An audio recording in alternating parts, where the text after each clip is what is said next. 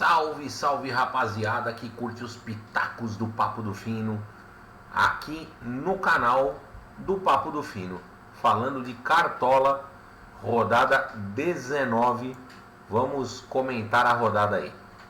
É uma rodada complicada, sem jogo de favorito, hein galera? Não tem jogo de favorito, embaçado, jogos equilibrados, salvo algumas exceções. Então a gente começa com Botafogo e Ceará. O Botafogo numa fase ruim, perdeu do Cuiabá no meio de semana aí pela Copa do Brasil. O Ceará vem empolgado com um empate fora de casa com o Santos e os dois retomam atenções para o brasileiro, onde a situação do Ceará é bem mais confortável. Depois tem o desespero do Corinthians, apesar de 2 vitórias nos últimos 5 jogos, pegando o Internacional, o melhor visitante da competição, visitante indigesto, líder do campeonato, do artilheiro Thiago Galhardo.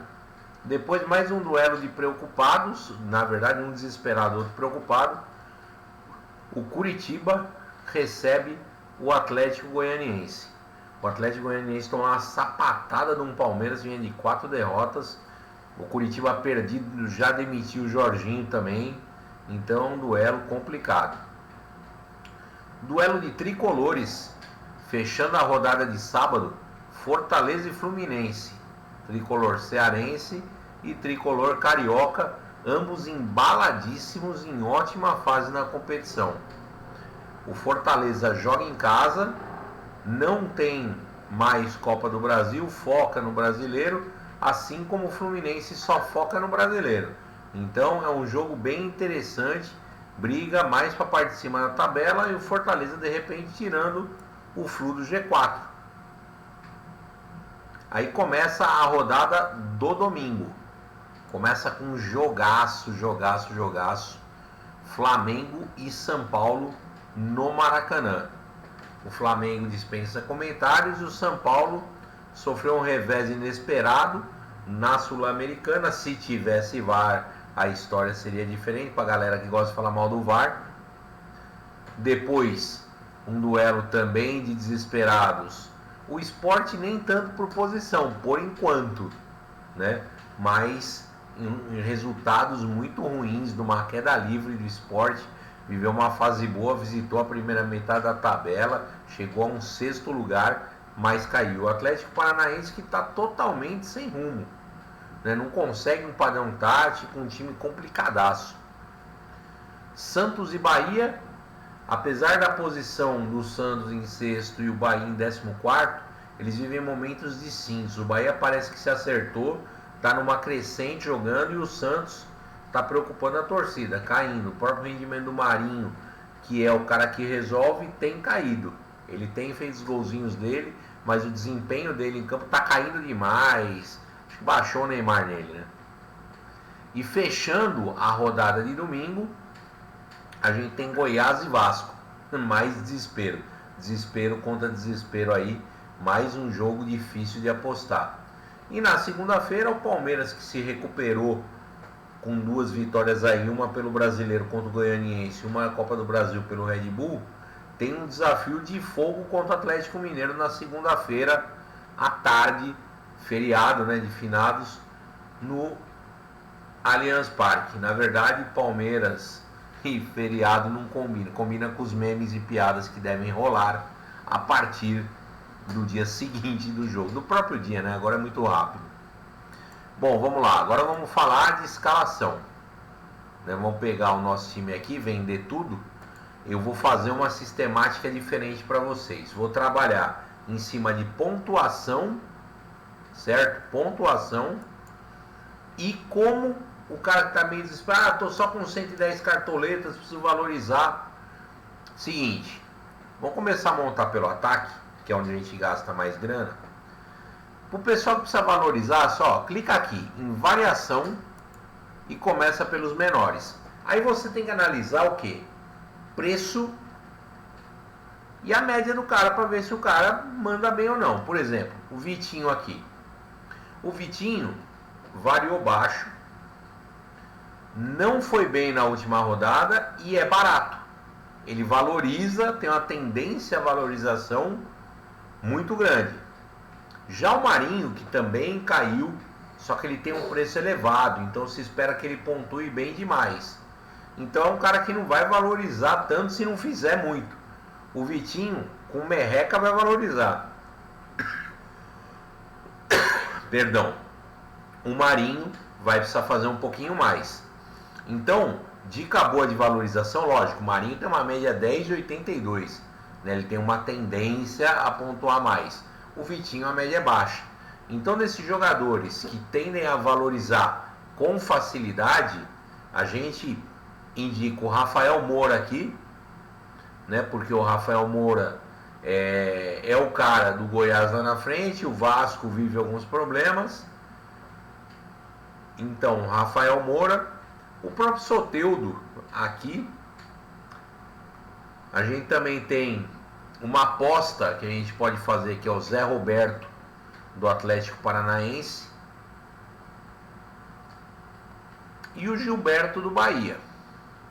Daí pra frente, em termos de valorização, não interessa muita coisa mais, né? O Bruno Henrique do Flamengo, se você apostar que ele vai fazer um gol, 2 gols, ou o Luciano, né, de 10 pontos para cima, principalmente o Luciano, que é mais barato, tende a valorizar um pouco mais. Então dá para se apostar. Se a gente quiser um time de rendimento, onde é que a gente vai? Vai na média. Vamos pegar os jogadores com melhor média, né? Então, contra o Bahia, o Marinho. O Marinho é um jogador caro. Será que ele vai deitar contra o Bahia? Né? Só que a questão é, a galera vai com ele.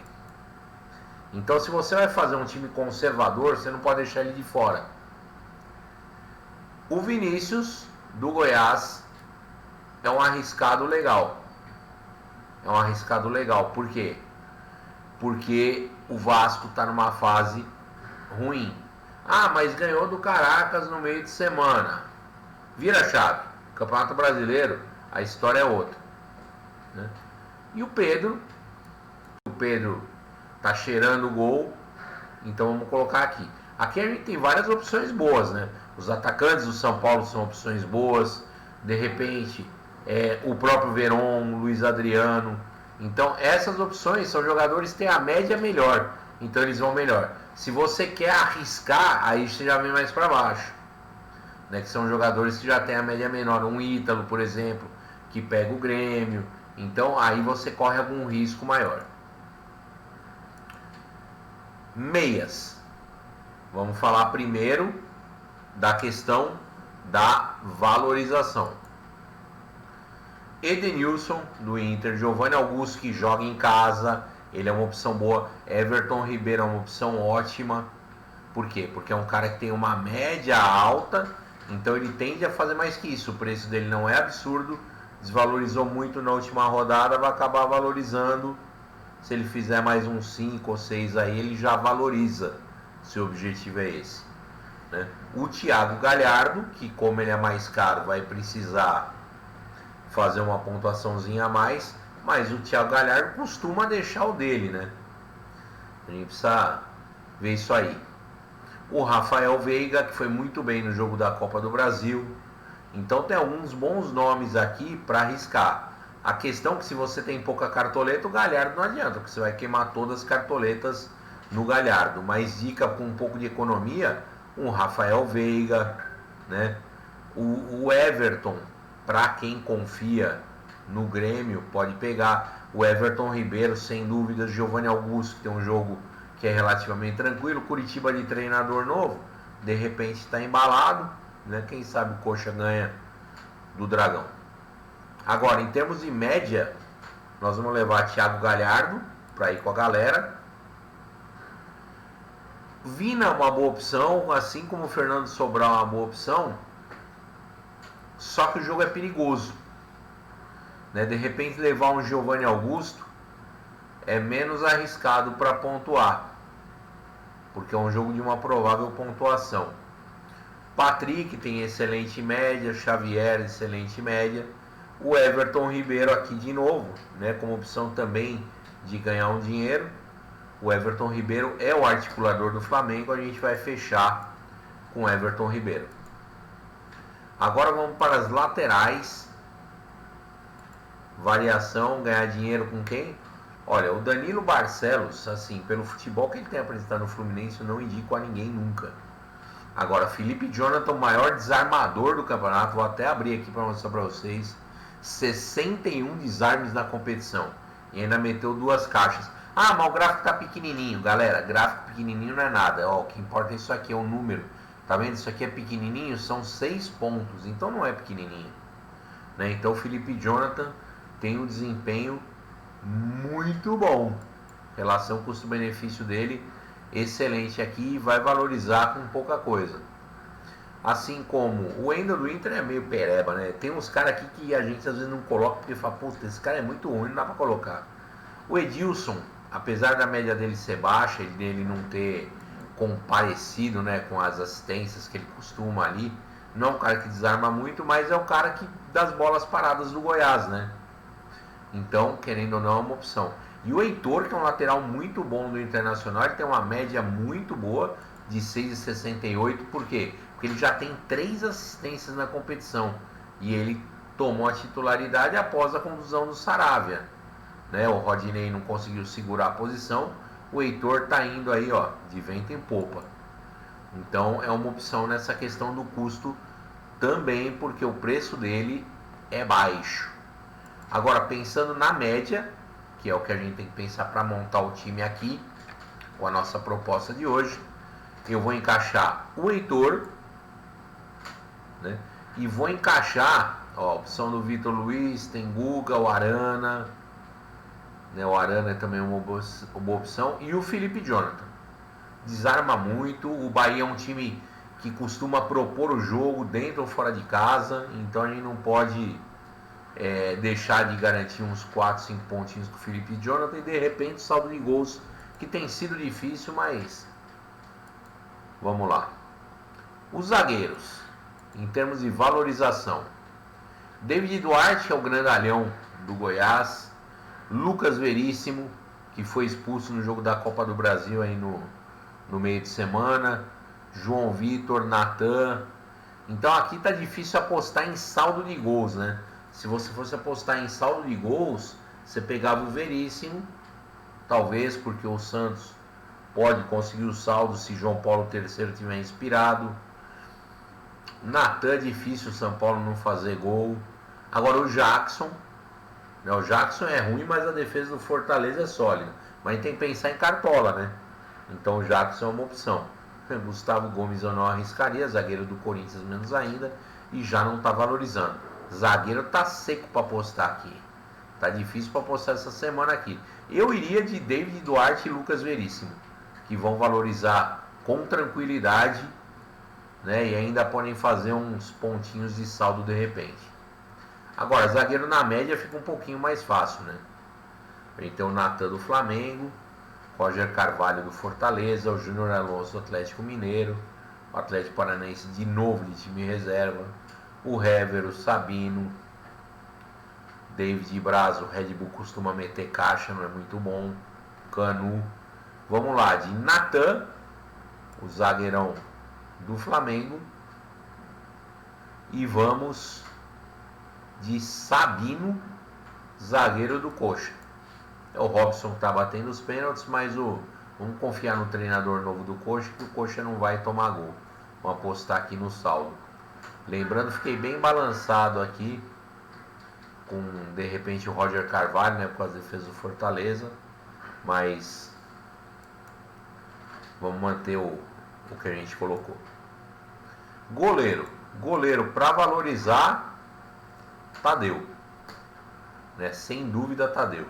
Marcelo Lomba, que vai errar 15 passes, o Gia, que vai errar também 15 passes, e o Hugo Souza também é uma boa opção para valorização, porque ele está bem baratinho, mas não é um goleiro que faz muitas defesas difíceis, né? O Santos também vai valorizar bem, então com pouca pontuação. Então, ao contrário dos zagueiros, os goleiros vocês têm várias opções, né, de valorização. Agora, em relação à média, as médias em geral são baixas. O João Paulo é uma boa opção, O Praz, de repente, talvez também seja uma boa opção. Entre os que tem média um pouquinho melhor.